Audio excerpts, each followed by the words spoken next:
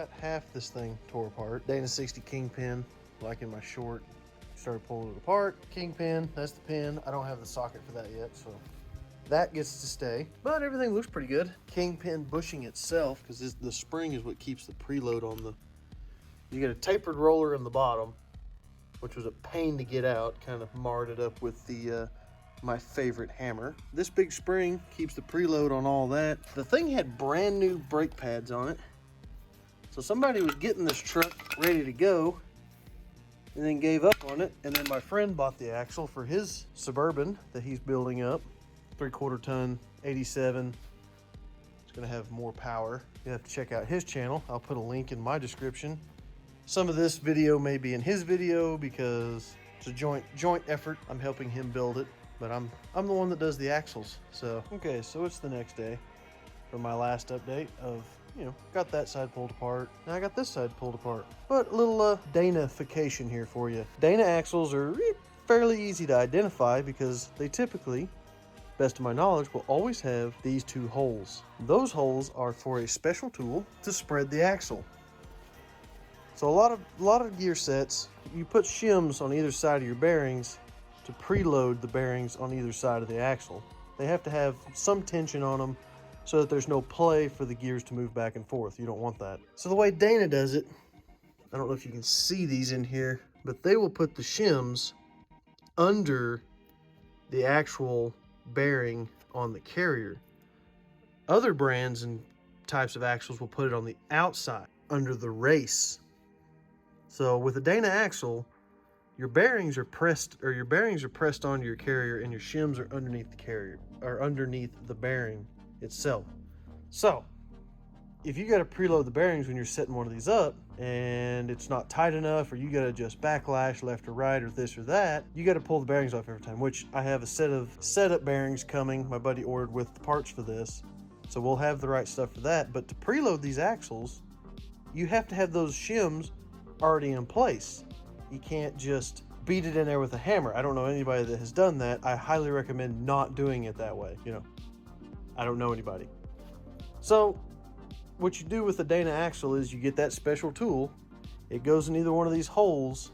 You set your dial indicator up on the edge of your case, which I'm going to do here in a minute when I get it out, and you literally spread this cast steel housing open to allow this to come out. It's crazy to me how this works, but that's how it works. The other thing you got to remember before you pull this stuff apart is you got to mark your caps, because this stuff is line honed and bored with these caps in place for these bearings. So if you switch them, the bearings may not set right. So you have to keep them the same. They got to be orientated the same, up and down, and then left to right. And I believe that Dana axles come with these marks already in place. So you see we got like a horizontal C, and on this side we got a vertical C. You know, kind of. That was Friday, you know, 5 o'clock, guy was ready to go home. He's just like, hey, done. But anyway, we'll just remember that the marks are close to each other. They're not on the bottom side, they're on the top side, so that orientates it up. And then horizontal to vertical, we know which is left and right. Now, like when I had to pull the rear axle out of my Ford over there with a 10.5 Sterling, I had to mark those myself. I just used a little center punch. I think I put like 1 or 2 dots on one side and 1 dot here, 2 dots here, and then matched it exact same the way these are done. But I've seen this before on other axles from Dana, and I think they do this from the factory. So they kind of take the guesswork out of it for you. They know these things are going to last forever. So only other minor problem, because you know, every 2-hour project is only ever one broken bolt away from being a 5-day odyssey. Well, we're on the 5-day odyssey. So I'll be soaking this with oil, penetrant, heating it up probably get the miller involved, weld something on that. Maybe we can get that to come out of there. You know, so a lot of times welding it will put enough heat in it that it'll fix it. Great success. Got it out. Luckily, it came out. Only 3 nuts and welding and a whole lot of liquid wrench action. Great success. So we'll see. And yeah, and then it's just going to be the slow process of pulling all this stuff apart, cleaning it, getting the bearings knocked out of everything. There's little roller bearings in the back side of those. You got your cone bearings in these on the front and the back, you know, 'cause then I got to clean up all the little nuts and probably get new keepers for those. Pretty sure I've convinced him to put U-joints in these, so we'll get those tore apart. I've actually never pulled those apart. That'll be a learning experience for all of us. I understand how a lot of this stuff works, but experience, still working on a lot of that. I don't have the 30 years like some of the older guys. Still waiting on the tool for these. Those shouldn't be too bad. I already knocked out the race on this side. I think I already told you guys that. You can see on this side how it's in there. Here's the actual roller bearing, and then the cone, your race is on up in there. It's actually pressed into this, so we'll knock that out at some point. Then once I get the gears out, which I'll videotape myself pulling that out, put the cover back on it, and then I'll probably power wash a lot of this stuff.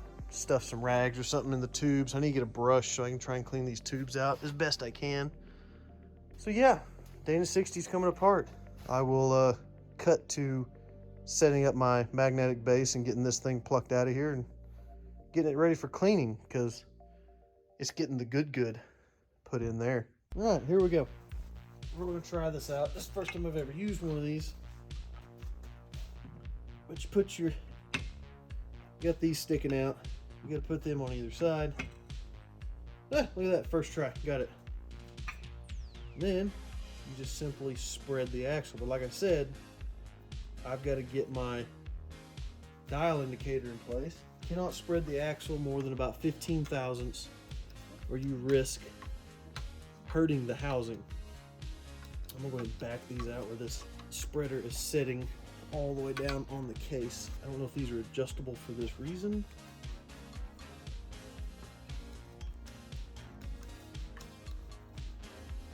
But, you know, we're learning.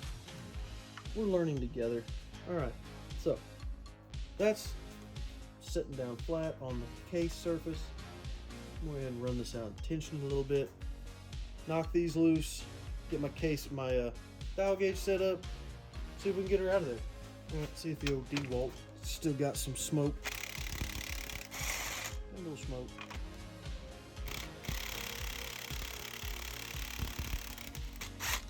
She's old, people. Don't bash her too hard. We ain't got him no squawky yet.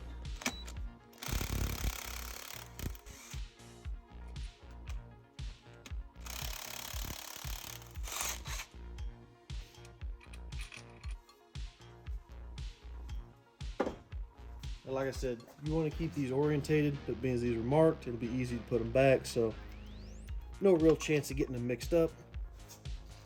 I try to be particular and put the same bolt back in the same spot, but yeah, more than likely it's not going to matter.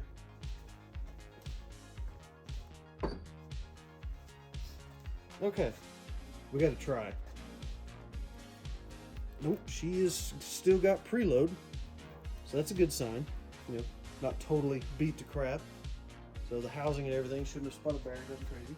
Now we got to dig out the fancy tools. Like I said, never done this, so we're learning together. Axles I've worked on in the past, like I said, my own, didn't require you to watch or have to spread the axle. It's literally put 2 pry bars with a piece of wood, pluck it out, because your shims were on the outside. Once you had to set up the way you wanted, you put an extra 6 thou on either side, and you literally drove them in. That's what it says in the book. These axles, I don't recommend it. It says not to do it. All right, we're basically touching the edge of the case.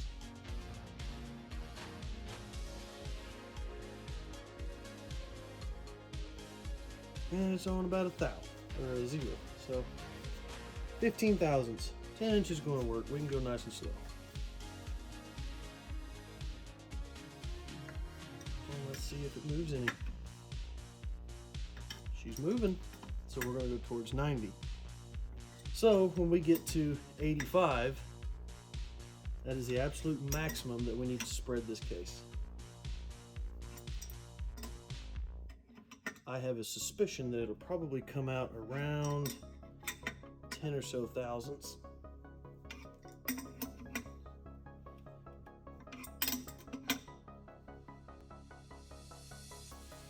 There's 12. Let's see what we got.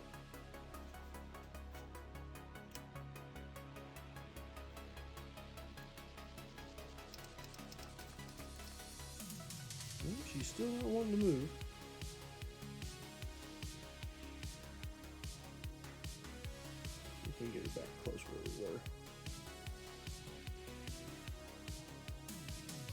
Look at that. I got it right back where I was.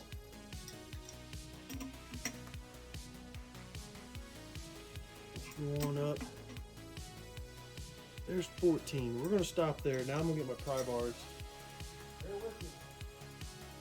I'll probably edit this out. Note to self. Definitely edit this out.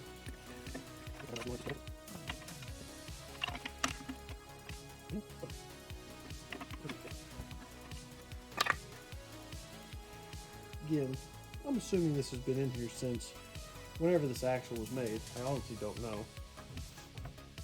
Probably the mid 80s. And it's being uncooperative. But I bet them have been seated for a while. A couple of love taps, never hurt anything.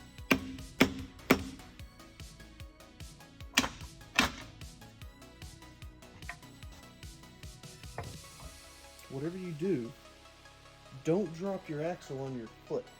It is unenjoyable. My friend always likes it when I dig out the big pry bar.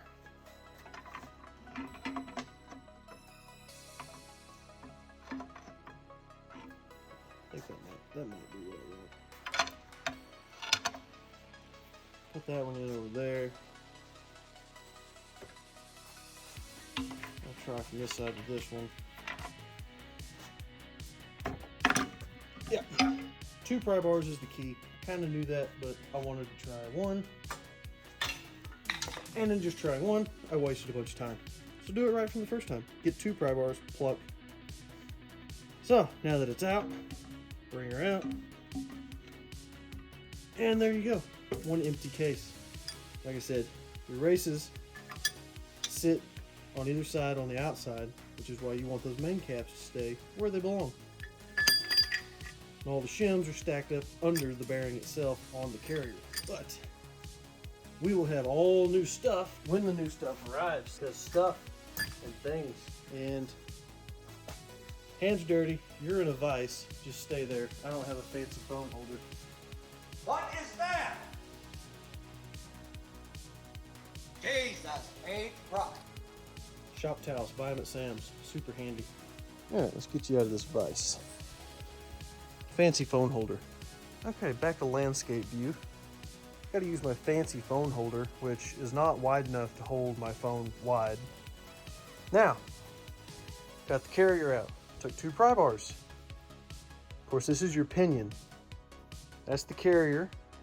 And the ring gear attaches to the carrier, bolts are on the back side.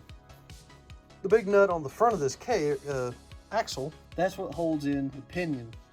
The center of that right there is actually the pinion itself, which is threaded. And because front axles, their seals are right here on either side of the case itself. Not out here like on a straight axle of a rear.